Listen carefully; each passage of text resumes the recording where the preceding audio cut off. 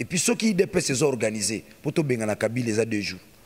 Batuneti biso, ba pesinga poste à Jean-Marc Kabundu, na lobango penza. Ah, 1 mois na bengani Kabila. Ngai, muni base IDPS ba pesinga Daniel Saf, ba tu même témoin, tembe. Daniel Saf 1 mois, tu as l'IDPS na bengani Kabila.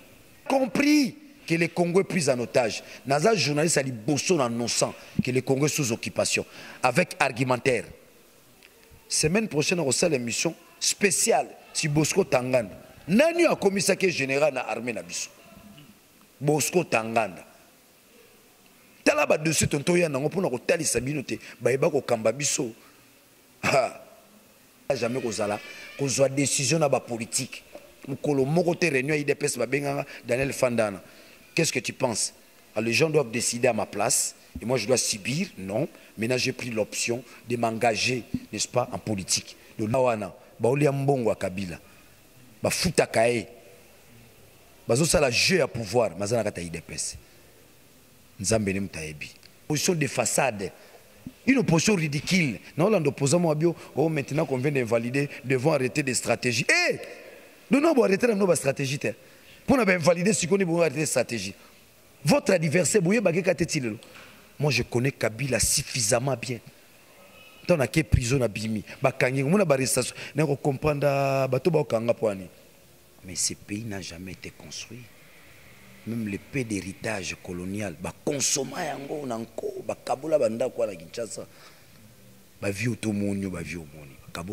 ils ont consommé l'héritage colonial au vu aux yeux de tout le monde.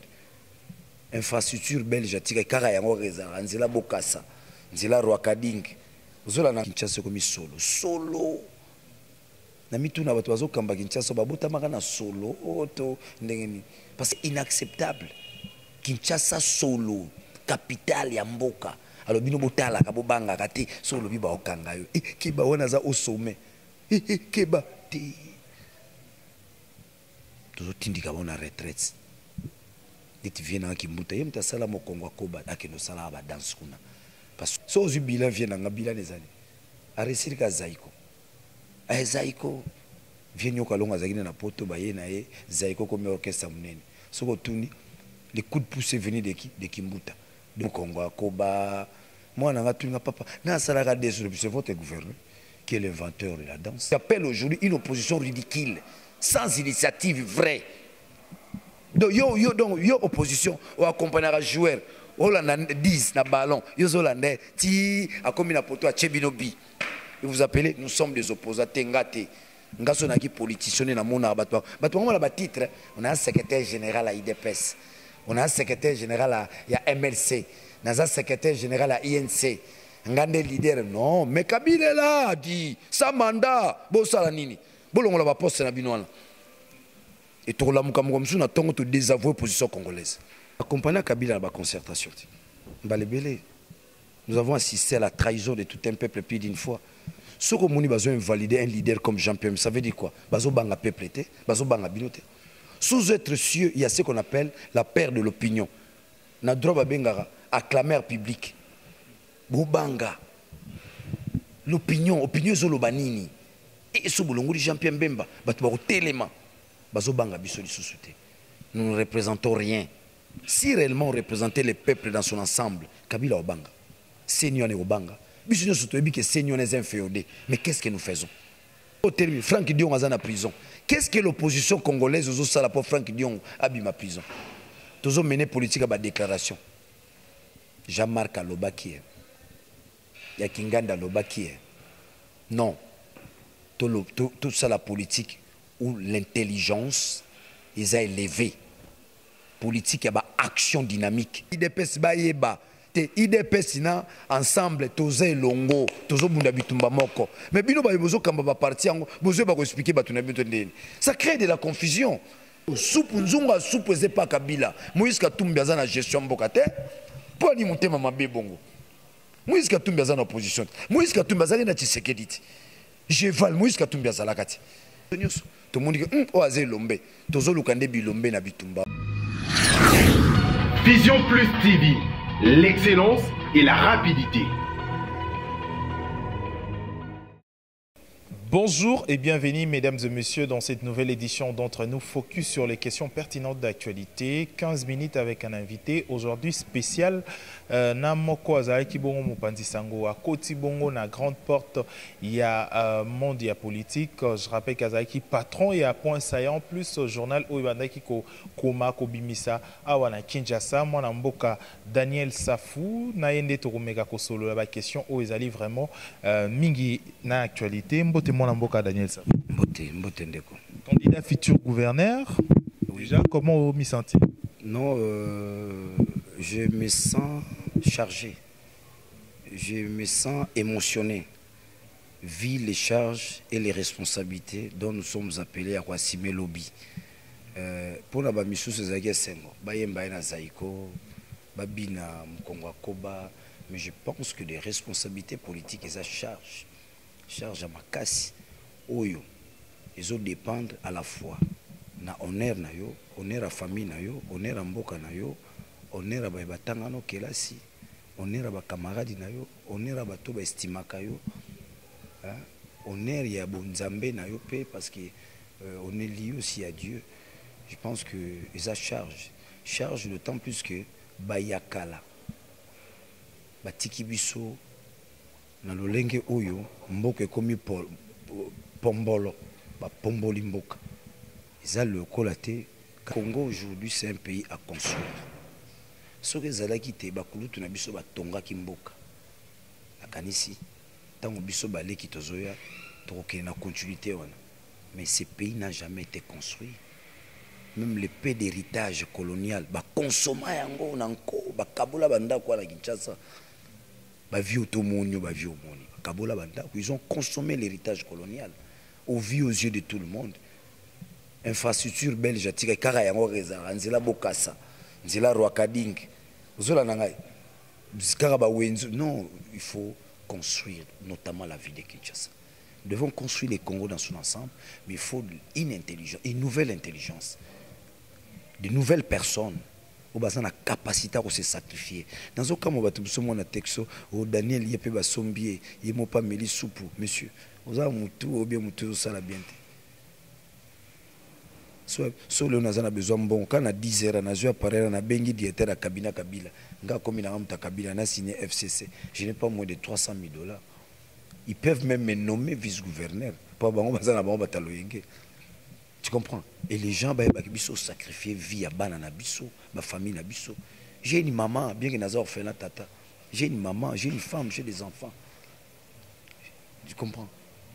Mais tu sacrifier vie à batouana tu pimeli bango bonheur.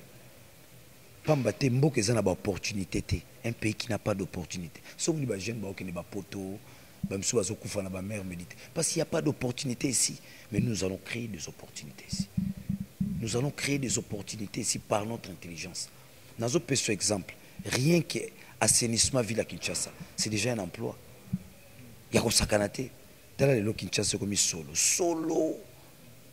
Na mitu na bato bazo kamba Kinshasa babota makana solo auto ndengeni parce que c'est inacceptable. C'est inacceptable. Kinshasa solo, capitale ya mboka. Alors bino botala ka bobanga kati solo biba okanga yo. Kiba wana za au sommet. Keba te. Toujours tindika bona retraite. Dit viena ki mbuta yemta sala mokongo koba akeno sala ba danse kuna. Parce que qui pena ki gouverneur anga s'occuper na Kinshasa. Mais moi j'ai rendu compte so aux bilan vient na bilan les années. Aresir ka Zaiko. A Zaiko vient yoka longa zakina na poto baye na e Zaiko comme orchestre munene. Soko tuni les coups de pouce venus de qui de Kimbuta. De yo réussir no ka Zaiko. Oui, félicitations. Zaiko, c'est aussi une dimension culturelle.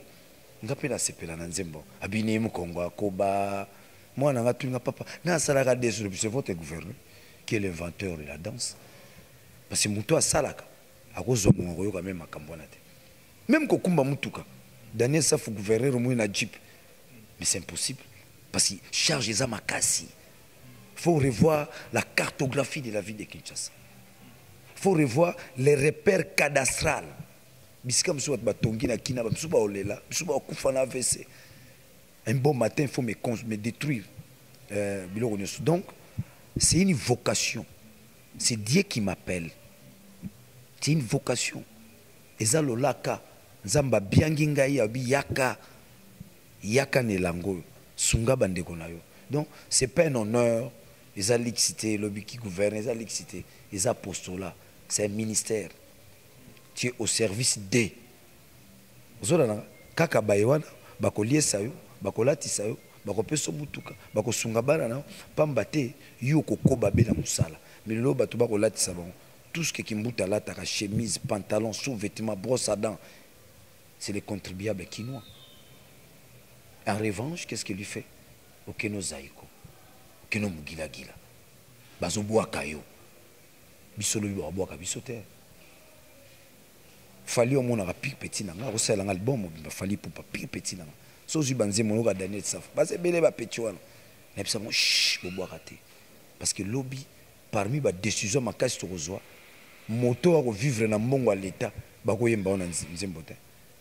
Mais on a fait des questions mon engagement tout na kala ils alaka vraiment mingité hein koyoka ba musicien ba luambo ba tabule koyemba vraiment ba autorité ça vraiment mingité mais aujourd'hui pourquoi apparemment ce ba nommé mutu na 15h na 16h il faut musicien moi il faut yemba déjà ça là wapi nga Daniel Saf na responsabilité politique monté au secrétaire général la parti au porte-parole la parti mais na vivre ndé na bitumbo na obunda ba sala raté bato bazo sunga mona bambongo bafali basunga nde babiso basala raté tuna ba basala wapi mutu na bongo il faut sala ba musale komaka politique mboka okaka bu ministre akomi na mbongo bele ta ba viena ngati bala nzenze asala wapi basala raté mais nous les jeunes tout na misala na biso moi je travaille na oboko la bana nga ndako na locataire na suyer na ngai miso eza siera makila ba congolais so ba kena marche ba tirer ba kufi combien ba kufi 10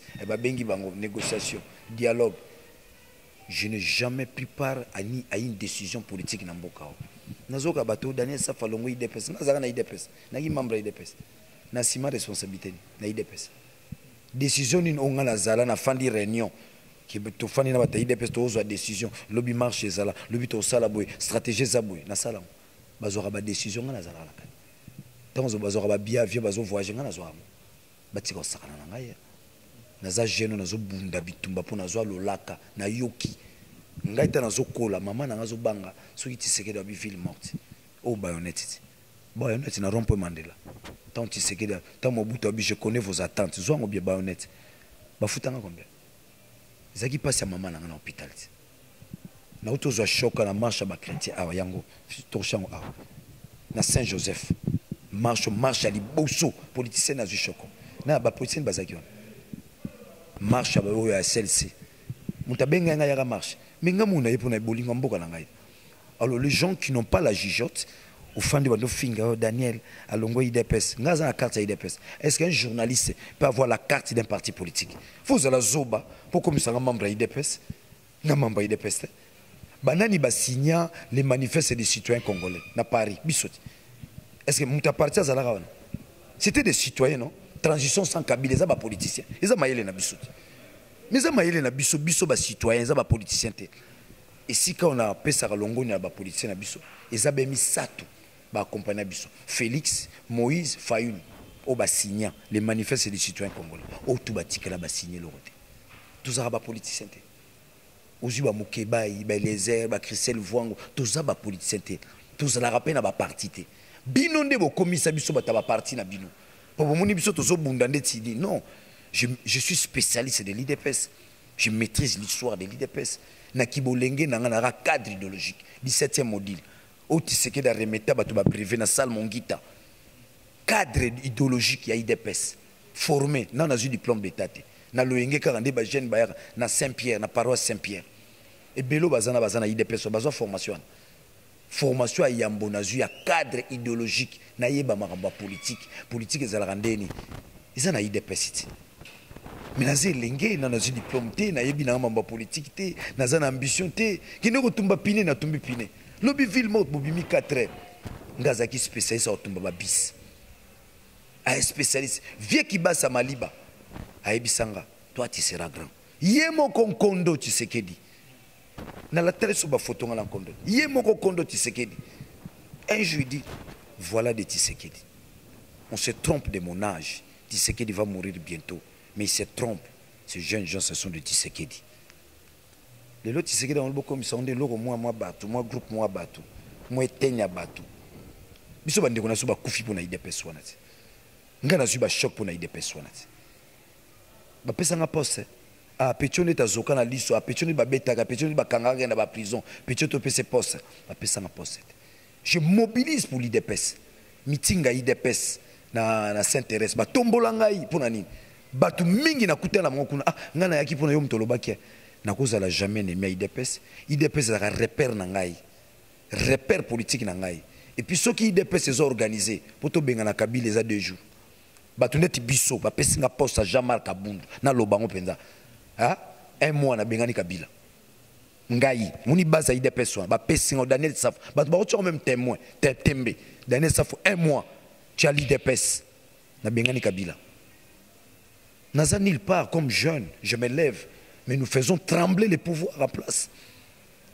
Donc il n'y a pas prison, ba bazana ba kota ba prison.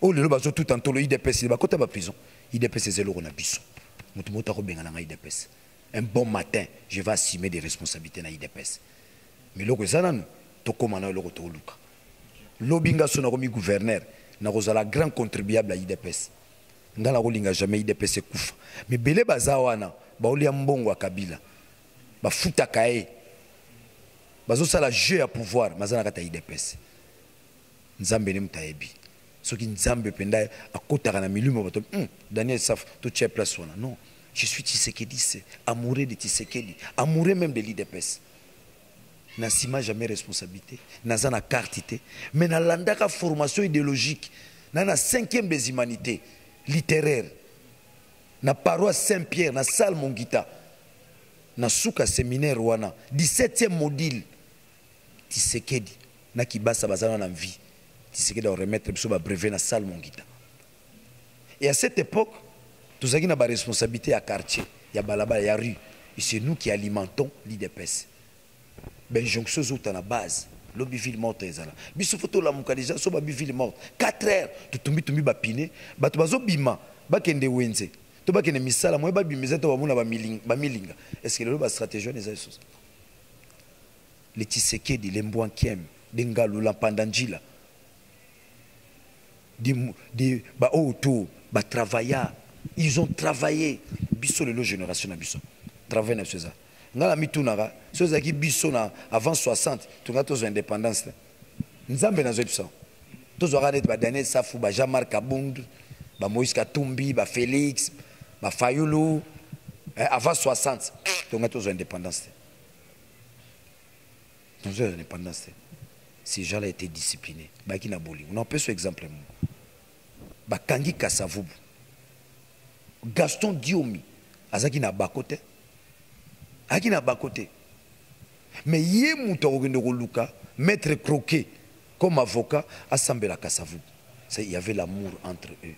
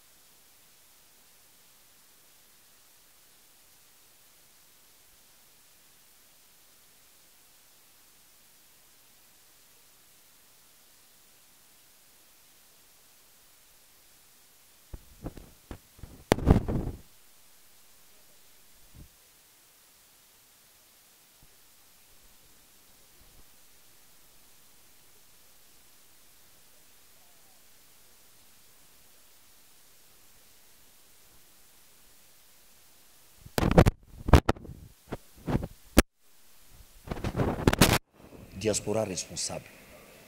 Pour ça, la diaspora est sentimentale. Tout le monde a un sentiment pour mboka na biso. Le pays est en pleine destruction, qu'on se le dise. Kabila a détruit le pays. Il continue à le détruire. Vous avez vous ça de l'autre côté. Vous avez mais ça na bateau bandimi ba mi bonza pour mboka. Biso ba Daniel Saf. Na mi bonza na ngana ndo pe malanga na muna ba buzobote, na muna ba bitakwira. Ba Simbikai.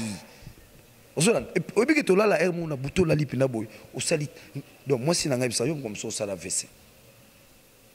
Ofandi boyo kapina ko Basile Longo. Mais o Sami Badi Banga que représenter candidature na eba. Ah, o ça la VCT. Tout la vu comme président Mboka. Il y aura comme Sami Badi Banga. Comme président Mboka. Non, tu as la candidature, Talina Fandi. C'est pourquoi tu as vu, j'ai fait mon entrée dans la scène politique. Ça demandait l'autorisation de qui que ce soit. Tu as un respect dans le choix. Tu sacrifier vie en tant que jeune. Nzambe kam ta sali. Tu bandi bitumba va barosi. Barosi babaleki na bisoti. Barosi ba. Tala emuna okaka lokumwa Natali. Mon neno rosi a komi nango. Tala donga Daniel Safune bate. Bako tumbaka ngai. Bako bokaka na mai. Bako kataka ndambu ndambu. To lisasi kozwaka na mutu. To na tolo. Je m'en fous dans tout cela. Ce qui compte pour moi. Compatriat. La patrie ou la mort. Alors tu as me manga bibiloko. Walongo idepes. Uza zoba. Boteka na mnoga lupango ke poto. Quand nous avons na quartier na binoana. Quand nous avons na quartier na binoga na matonge. Na limité, ok, nous continue. Et ce que nous vous demandons, vous qui allez en Europe, vous avez valeur, vous en êtes babindele. Nga koko na nga zo bisanga tanga classe pour le comment en êtes mundele, bando sekanete mundele, otambo en êtes mundele, on diriger mboko. Ma grand-mère me le disait déjà. Va à l'école pour que des mots dirigent Congo. Donc tout outil musika, tout ça accident nature té. Tout outil musika. Donc c'est-à-dire que combat est zélo que bandara na libota. Et bandi na libota, il y a na balabala, il y a na quartier. Et comme ça, c'est ça. Et donc, je dirais, demain, nous sommes en train de rêver un Congo prospère. Natanga livre moko, na renvoyé sous batou batanga livre wana. Professeur Banzouzi. Il est professeur du Congo-Brazzaville. Il a écrit l'ékimbangisme. Aza Congola awate. L'ékimbangisme. Dans cet ouvrage-là, à la page 264, premier paragraphe, l'auteur dit ceci. Kimbangu s'adressa aux relégués. Un jour, le Congo changera. Le 5e président, c'est celui-là qui apportera la paix. Et c'est ce que les gens disent aujourd'hui. Le bonheur. C'est Kabila le président en question? Non, c'est pas lui. C'est pas Kabila. Mais c'est pas l'actuel chef. Papa qui. Ah, là, c'est la flatterie. En noir? Dans le bien. C'est monsieur-là, quelle est son implication dans l'évolution politique, dans les microcosmes politiques du Congo? Papa Nabino Bobenga est chef spirituel. Oui, en Kambana. Quelle est son implication? Je crois que mon implication est beaucoup plus grandiloquente que ce sont des flatteurs. Ce sont des gens qui accompagnent les institutions sans mandat. Ce sont des collabos. Donc moi je pense que aujourd'hui le vrai combat ne se situe pas au niveau où il y a un parti boye, il y a un boye, il y a un kamuta boye, non. Pour le Congo. Là où je crois à certains leaders, leur implication, moi je crois à Félix, je crois à Moïse Katumbi, je crois à Martin Fayoulou, je crois à l'ensemble de tout un peuple. Mais je ne crois pas à eux, dans la mesure où il n'y a pas un laboratoire qui travaille. Dans le laboratoire, on écoute des économistes basali, des sociologues basali, des scientifiques basali. Les philosophes basali, ils réfléchissent sur les stratégies et les moyens devant renforcer la résistance. Il faut une organisation de la résistance. Ça demande de l'argent. Ça demande les moyens. Et les Congolais sont dans les futilités. De l'argent, il y a un principe qu'on appelle Arambe. Arambe, c'est quoi? ou à payer 10 francs, ou à payer 20 francs, ou à payer. Est-ce que tu as une question de Tinga, tu ne fais pas Daniel Safa vivant un locataire, un aban, un lien andeni. Il y a un couple qui a un mboko et simbi. Bah, Kassango, la stratégie de Kabila aujourd'hui, c'est quoi? Hein? C'est nous, vraiment nous affamer. Qu'est-ce que tu as dit que nous sommes des jours au liété. Mais tu dois continuer ton combat. Mais en attendant, tu vas solliciter petit naïo zo buka na bonde. Moi 50 chaba moi ezawati. Tu as occasion na cabinet. A petit zo yara na primature. Tu te dis accepter une telle offre, c'est une humiliation d'abord pour moi-même, pour mon idéal, et je vais sacrifier toute une génération. Toute une génération. Natika na kombo na ngakaraboy. Ndenge Tshisekedi akufa na kombo na Etienne Tshisekedi wa Mulumba. Mais aujourd'hui, tout le monde est tout en noir. Nalinda na poche. Qu'est-ce qui se passe? Vous êtes éprouvé? Raphaël, toi tu me côtoies. Quand tu me poses une telle question, tu me déçois. Oui, bien ou bien dans la matin à Tshisekedi. Non, tu kunda maître nangate. Misuba Zora Tshisekedi président na bango. Misuba Zora papa. Attends un peu. Misuba Zora papa nangai, noko nangai. Moi na biso Kasai, mais moi Tshisekedi c'est mon maître. C'est un repère, c'est ma vie. C'est par lui que je peux épuiser. C'est une énergie. C'est une énergie. Et avec cette énergie-là, on peut libérer le Congo. Dans l'ordre mystique, on a bien la fragmentation métaphysique. C'est-à-dire quoi? Batutu bakomi Tshisekedi. Dites-moi, ils vont résister devant la corruption. Ils seront rigoureux. Ils seront radicaux. Alors, ceux qui ont val.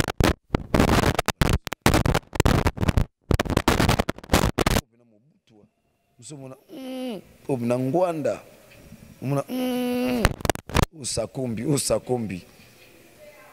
Mais des gens comme nous, Fandi, Pécho Bnandeti Tshisekedi, Pécho Texumandeti Kassavou, te proposer un bon maboui. Et c'est votre pays qui va proposer ce balar. Même ma poste écoute, maman Bachi Balao, on nous a proposé tous à poste écoute. Que les gens sachent, ce sont les politiciens qui ont trahi, qui ont fait des va-et-vient. Yango moni na boti sa philosophie à soupe kanga monde entier, soupe ndakala, ngulu batumba. C'est pour montrer que beaucoup de gens qui sont là, ils bouffent aux frais de l'État. À ces pays na fandarane bon, un bouffon à liaranae, melaka. La vie ce n'est pas seulement manger. La vie c'est la promotion de la communauté, c'est la promotion, n'est-ce pas, de ton alter ego créé à l'image de Dieu. Dans ce sens-là. Donc, je crois que à travers ton émission, je précise. Dans la point de presse, s'il y a des moyens, je vais tenir un point de presse, que les gens cessent de raconter des choses. D'abord, la loi m'interdit. Ceux qui n'ont pas la carte IDPS, ne pas la arrestation en tant que journaliste, parce que je portais l'étendard des grands. Qui sont ces grands-là? Tous ceux qui sont morts. IDPS c'est Koufeli Batebele, ba héros. Bouquin au batumba na siège à IDPS. Ngana balabala moko. Na bandal. Balabala moko bouquin bato batumba camarade na ngai nakata siège à IDPS. Dis-moi un peu. IDPS a des antécédents et des précédents historiques. IDPS ezali parti mwinda pona biso ba bilenge toyeba bakulutu na biso babundaka bitumba nga namona Kasavubu te namona Lumumba te namona Tshisekedi na yokaye na pratiquer moi.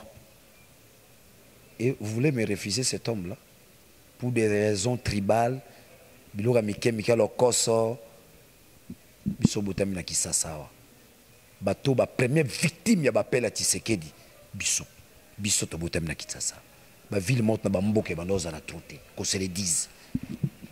Qu'on se le dise quand Tshisekedi commence son combat na mwana na bisonde a na Kinshasa. Mutu mota ko sabino aye Kinshasa 4 ans 5 ans ngamuta Tshisekedi na bundela Tshisekedi biso ba première victime ya combat Tshisekedi c'est nous les Kinois. Batamboka ba ya après tant bazoka makambo biso tozo sala a to sala ki ville morte to tumba ki bapine. Alors, les lobbies sont bénéficiés, non? Ministre. Je prends le cas de l'enfant de Mbwakem, Vincent Mbwakem. Moi, je suis un ministre. Nani na Kabila. A Tumbata Pinete, a Bambata Libangate, Mais tant que Laurent Désiré Kabila a ça le gouvernement, bazu moana ya Vincent Boankiem a comme ministre des Affaires étrangères. Bongo biso ba Daniel Saf mukoni ba raisonner biso. Mukoni. Alors bah tu vas faire très attention. Bitumba c'est là, bitumba IDPS c'est bitumba Congo. Mais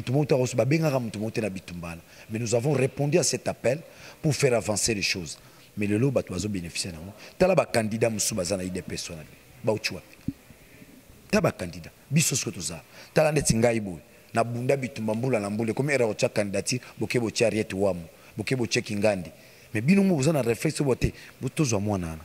Tozo Eliezer, tozo Christelle Vwanga. Biso foto landa bino na to combat leader c'est trop tard. Aujourd'hui Daniel Saf c'est un leader.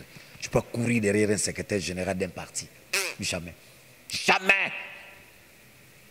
Tu peux pas courir derrière un président d'un parti. Jamais. Bangonde, bazoluka kanyaka, bakoma batu, ba courir. Ne tsuto aucune élection. Ngala rolanda muto alinga comme président. Il ne faut landangati.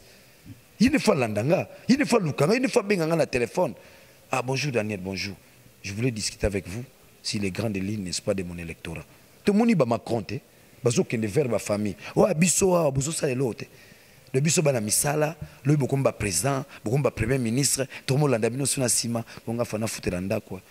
Au pandage papa nanga ba koko nanga, batike nanga cop nanga za Congo. Congo za cop biso nyonso. Congo za pona biso nyonso. Ato même on na bloqué ba parti politique, ba nini ba individu non. Daniel Safou c'est un leader à part entière dans ce pays. Il y a aussi surtout que l'élection a échoué bola la pungi. Vous avez bien sûr. Bino boluka ba rébellion mususu bandika na Kinshasa. Et rébellion bandika na Kinshasa. Dans la communauté internationale ça va gérer. Hein? On est tenté de regarder le Congo se détruire. Le monde regarde, le Congo se détruit. Le monde a ça. Bazo ba résolution aux Nations Unies. Ils ont abouti les lois. Hôtel résolution ba contournant. Il y a un moni bateau bazana pouvoir baza ba vrai pomba na obanga bango. Et tout ce que nous devons faire, c'est la mobilisation. Mais cette mobilisation doit être doublée de l'organisation de la résistance. Je souligne si le monde m'attend. Tiens la caméra. Tiens la caméra. Bandeko sobo landangai de par le monde nana pasi na mutema. Pasi makasi. Congo zamboka na biso. Congo est un pays riche. À un certain degré, et vous êtes les pays les plus riches du monde. Mais si le monde aussi ne s'implique pas pour trouver une solution dans le Nabiso, et que la paix perte monnaie pour le monde, le lot vous avez un coltan, vous avez un bébé, je vous annonce, les abats minéraux, vous souhaitez que Simba Mukili lobby, ils sont au Congo. Mais biso mo ba congolais. La solution beaucoup na biso nazo pesa bino pesa ntanga caméra malam. J'ai beaucoup parlé dans ma lutte et je suis fier de ma lutte. Il y a des signaux dans cette lutte, mais les vrais signaux c'est le départ de Kabila de manière définitive, pas seulement Kabila en tant qu'individu, Kabila en tant que système. Tous ces gens-là, tout son empire bakende, mais pour na bakende nazo pesa bino solution en boka. Solution oyo yango solution batisekedi bayaka nango pona kokwesa Mobutu. Solution oyo yango Kasavu na Lumumba bayaka nango pona kozo indépendance. Siko biso génération na biso solution oyo yango l'organisation de la résistance. Compatriotes, l'organisation de la résistance. Bayi mboka nde mutu bakenda na résistance. Bayi politique te. Ta la classe politique na biso. Oui, ba homme intègre bazali ou ba ko inspirer biso confiance. Mais tout le monde a limité na initiative à makasi. Baza limité. Baza limité. Mais biso ba imboka oto bengi ba citoyen nanzela ko sangana. Ya ko sangisa mayele. To ko libérer mboka o. Pour te libérer yango, une organisation doublée de la résistance. To mener combat pacifique. Ceux qui t'ont bimi 50 millions là-bas, toza 80 millions. Ceux qui t'ont bimi bisogno sur Congo mobile 50 millions. Je pense même les Nations Unies vont intervenir à notre problème. Je pense bamboka musu baza zinga zinga ba ko intervenir à problème biso. Mais ceux qui biso moko to komi ko mesana na pasi. Maye ko salama to komi ko mona ngo za normal. Ba yeba ko kamba biso ba yende ko détruire mboka o. Baza ya biso te. les pays dirigés par les étrangers. Beaucoup mona lycée au salama na biso motako tia candidature bo double nationalité. Non, bolobe la double nationalité. Voilà les langages qu'il faut utiliser. Ce sont des étrangers. Ba ebanso o bazu bango na mbeba double nationalité. Ba tiki bango kaka. Mbano na bango ka balongoli bango na compétition électorale. Mobeko mokunje lobinini. On doit ouvrir une enquête judiciaire. Na batona nyonso o Arieti Wamu o 40e merveille. Ba benga bon. Ba benga 40e merveille. Nani 8e bino boye barabango o 60e merveille. Bu bango nyonso toana. Kolandela bango na nzela ya mobeko. Semaine prochaine on sala émission spéciale si Bosco Tanganda. Nani a commissaire général na armée na biso. Bosco Tanganda. Tala ba dossier tonto ya nango pona ko talisa bino te ba eba ko kamba biso. Il va y avoir des oba bengi na droit la haute trahison. Nani a commissaire Bosco Tanganda général na armée na biso. Tala mituna photo tout. Eza misala senge tout ça là. Ko koma yango na babuku, ko ventiler yango population ebake moto moko bakanga na CPI aza Rwandais makoma ki général na mboka na biso. C'est le travail qu'il devait faire. Pas le travail au fandi au dernier sa famille soupu ya mbembe yo. Ameli soupu ezake pas Kabila. Soupu ezake pas Moïse Katumbi te. Soupu nzunga soupu ezake pas Kabila. Moïse Katumbi aza na gestion mboka te. Po ni motema mabe bongo. Moïse Katumbi aza na opposition. Moïse Katumbi aza na Tshisekedi. Je val Moïse Katumbi azalakati. Bino leo bozo banga na bino kuna na niveau likolo biso mo bata mikeno ka dana sa famille soupu. Tikako bo benga bata bien ba Moïse Katumbi est-ce que azo gérer mbonga l'état. Azo gérer mbonga l'état. Peut-être vous en a besoin na ye à renforcer biso na organisation à résistance. Yé pas zo bunda na bitumba oyo. Tozana meeting na triomphe Tshisekedi dans lobani Moïse Katumbi pas dans la mutu Tshisekedi ndiminga na boya. Yo zanani. Yo bundano toza soki na Londres, oza na Suisse, ofandi na oliaka kitoko. Mutaela biso ezanani. Tshisekedi te. Soki bolinga Tshisekedi, faut bolinga Moïse Katumbi. Pourquoi bomoni Félix azana limemia?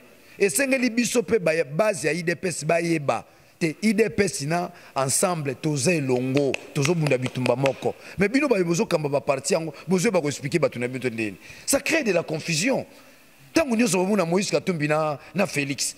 Mais tant qu'on a niveau il y a petit peuple oh te biso tolingi boete oh bolongwa oh kondo talisibino muto ye na meeting na triomphana na contredinga Tshisekedi a cité le nom de Moïse Katumbi nommément tant à lobby kamba na bandi kamba 3 penalty to betela ke maboko biso nyos to mundi ke o aze lombe tozo lukande bilombe na bitumbao tozo lukande bilombe biso tozo bunda na katia petit na toza wapi peuple sabango toza pas au bomba mati toi na kundel pense. Alors les gens parfois ça tape les nerfs. Voilà la solution de ces pays. Nous allons apporter d'autres solutions. Nous en avons. Je vous informe que Daniel Safou a un laboratoire, un bureau d'études. Ozozanga biso na pesa un exemple. Tozozanga même ordinateur. Tozo zanga to na mboka kurenza la kate tozo bunda bituma to libérer mboka est-ce que tozo zanga lotiliki ba panneau solaire tozo zanga yango mais bino bosunga biso na makambo wana lelo yo tindelinga mbongo pona to somba panneau solaire ezambongo na ono somba ono bala mwasa misatu taminete ya mibalete ezambongo to kosela musala to kokoba ata kurenza lité biso to ko travailler na ba panneau solaire. Nous avons besoin de travailler kokota na ba quartier na ba avenue na ba rue. Ata batu 5, batu 6, batu 7, une grande mobilisation. C'est cette grande mobilisation qui va faire partir les régimes de Kabila. Ils ont été aux armes, ils ont été nini. Ils ont été kambosko, biso ba imboka to telema to yeba destin na biso komi wapi. On est en train de nous détruire le destin. Quel est le destin? Mutasimbi destin na biso alingine biso te. Est-ce que vous croyez vraiment que tu vas atterrir vraiment dans la douceur? Ils ont mawa bandeko. À celui qui m'écoute, aujourd'hui, ça nécessite une mobilisation adéquate. Ils ont senga biso bo sangani penda ya bato o babengi résistance ba ebanso o ba koki ko boya koloba iyo na Kabila to sangani biso banso nanzela kaka te yaza na parti boy yaza ka mutabo yana linga keso ta koma mutakatumbi ote ya akabona na fete ezala Félix ezala Moïse Katumbi ezala Fayulu ezala nyos otobing ba force vive ya mboka ezala ye tokoboya kete tozoboya azokanga na biso tokoboya ndene azaka na biso tozoboya ye mazaka to sani azala mais surtout contrôler ozona azape mayele mutango bon tozolingana tozomona mayele pende zate yaza mo mayele tout hein qu'on se le dise si Kamere n'était pas intelligent il serait déjà chassé de l'opposition que j'appelle aujourd'hui une opposition ridicule sans initiative vraie. Donc yo opposition ou accompagnera joueur Hollanda 10 na ballon yo Hollanda ti a comme na poto a Chebinobi. Vous appelez nous sommes des opposants tengate ngaso na ki politicien na mona bato on a titre on a un secrétaire général à IDPS on a un secrétaire général à MLC on a un secrétaire général à INC ngande leader non mais Kabila là dit sa mandat bo sala nini bolongola ba poste na binwana. Et tout le monde a tout désavoué l'opposition congolaise. Tout désavoué, surtout le bilan opposition congolaise. Le bilan de l'opposition congolaise est zéro. Et là, tu assistes à l'opposition, tu débauches à Bango, tu appelles ça Balar, tu sont des jouisseurs. Tout le monde a tout pour sentir que on est moulélé, on est Tshisekedi, on est Kibasa. Vous ne sentez pas, vous sentez la légèreté chez les gens. Vous sentez la légèreté. On dirait que tu as engagé Mbokate dans sa destinée qui vous libérer Mbokane Mibali Babundaka. Sur le lot, tu as dit que Misala ba Mikolo Basalakat. Misala ba Tshisekedi Basalaka ba Tudio Sotoan. Et nous, notre génération, oh, sommes coup de chapeau. 2015, l'ensemble de tout un peuple a fait reculer le régime de Kabila. Tant on va conditionner l'élection avec les recensements. Coup de chapeau. Vous comprenez? C'était ça le peuple, hein? Oui, d'ici là encore, il voulait se présenter au père de la démocratie. On les a sous escroquerie intellectuelle. Nous ne sommes pas des idiots. Moi, je me pose une question. Nous, Congolais, sommes-nous collectivement idiots ou individuellement fous? Père de la démocratie, dans le quoi qui l'ont. Yozo Kambabisu sans mandat officiel. Mais invalidation, dernière question pour toute cette terme d'édition à l'élo. Invalidation, il y a Jean-Pierre Bemba. Na Mozi, surtout à Jean-Pierre Bemba, vraiment ancien vice-président, jusqu'aujourd'hui, la situation est d'abord lancée en unité. Votre réaction? Je vous donne une réponse simple. Ils allaient pour ma personnalité, il y a Bissomo. MLC a accompagné Kabila à la concertation. Nous avons assisté à la trahison de tout un peuple plus d'une fois. Ce que nous avons invalidé un leader comme Jean-Pierre, ça veut dire quoi? Bazo banga peuple, bazo banga binote. Sous être cieux, il y a ce qu'on appelle la perte de l'opinion. Na droit bengara acclameur public. Bobanga. L'opinion, opinion zolobanini. Et ce boulongo de Jean-Pierre Bemba, batouaro téléma. Bazo banga biso di société. Nous ne représentons rien. Si réellement on représentait le peuple dans son ensemble, Kabila Obanga, Seigneur Obanga, biso surtout que Seigneur est inféodé. Mais qu'est-ce que nous faisons?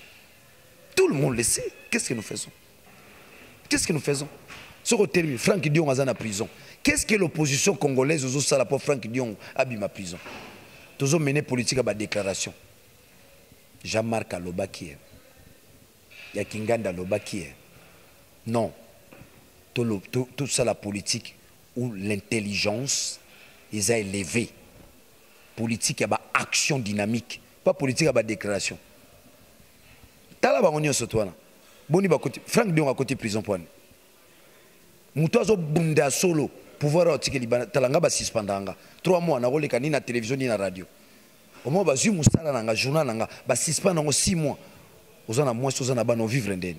Ça veut dire que nous menons un combat réel. Misuba on mène un combat virtuel. Oui Congo, on a deux Congos. Il y a un Congo réel et un Congo virtuel. Parce que ben mission faut changer. Faut que musala ben mission t'accompagne. Wa tanga te. Le Congo virtuel, c'est quoi? C'est le Congo Zomuna Bachibala, Banini. Le Congo réel, les Aïmoro Kabila, Bazana, Bazoué, Bajanet, Bachadari. Là, c'est le Congo réel. Ils maîtrisent les tenants et les aboutissants, les entrées et les sorties. Chibala, on n'a rien. On est dans un Congo virtuel. Il y a aussi une opposition virtuelle. Au hasard opposant. Pour le monde, il y a faux opposant. Batu basali ba 4 ans na Kinshasa ba yo postuler na Kinshasa. Bo ba mboka place bo utaki. Il semble que kuna bo ki danger nini. Bo ko postuler ah. vous affaiblissez Congo, tout vous tombola Congo. Yoza mutoa moneditu. Oye na Kinshasa, lingala ngo po bongisa nga na nzela ba 4 ans. Mais zonga na moneditu, to komi era élection, to zo siège à moneditu. Moye lisusu ga place biso ba dernier sauf tozali, yo po siège. Na ebio. Muta ebio azate, ba voter autant, ba kino baza bazoba te, kino voter kino. Ba kino baza, ba mona na 2011 ba voter moniere, ya mbalo za subo rien. Via kufana to kundete. Mbalo za boité. Mbalo ba voter ba dernier sauf lobaka, soit que parlement au loba. Et ça bon te. Je crois que fait maintenant un combat réel. À l'opposition, pas une opposition de façade, une opposition ridicule. Non, l'opposant maintenant qu'on vient d'invalider, devons arrêter des stratégies. Eh, nous devons arrêter nos stratégies. Pour nous invalider ce qu'on est arrêter des stratégies. Votre adversaire, moi je connais Kabila suffisamment bien. Dans la prison à Bimi, bakangi, on a arrestation, on comprendre bateau ba okanga poani. Likambo le loi étranger, bazo diriger bis. Ya on a la côté de la prison. Lelo, ya on a côté de la prison. J'avais déjà compris que les Congolais pris en otage. Naza journaliste a dit bosso dans nos sangs que les Congolais sous occupation avec argumentaire. Tala, tous en océan Indien, tous en océan Atlantique. Biloko zo côté de l'océan Indien, même ba kit électoraux na biso. Ou ya nanga oseni. Et côté lina océan Indien, via Mombasa, Ouganda n'a pas bénéficié de la douane. N'est-ce pas ça l'occupation? Même si Kiti n'a pas mis tout le temps, il a colonisé son mboka. Voiture volant droite. Et zo bimela wapi.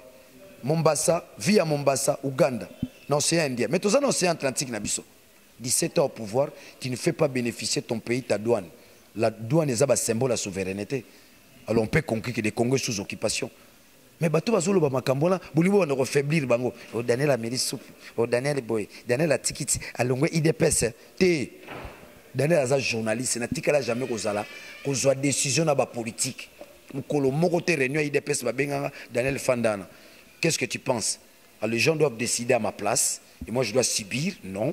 Maintenant j'ai pris l'option de m'engager, n'est-ce pas, en politique. Le lobby beaucoup mona ba ville morte koya ba action za prévu bon mon la ville morte Daniel Saf et Kanga yo na bisio ville au moins la lobby ville morte Daniel Saf et Kanga Kinshasa.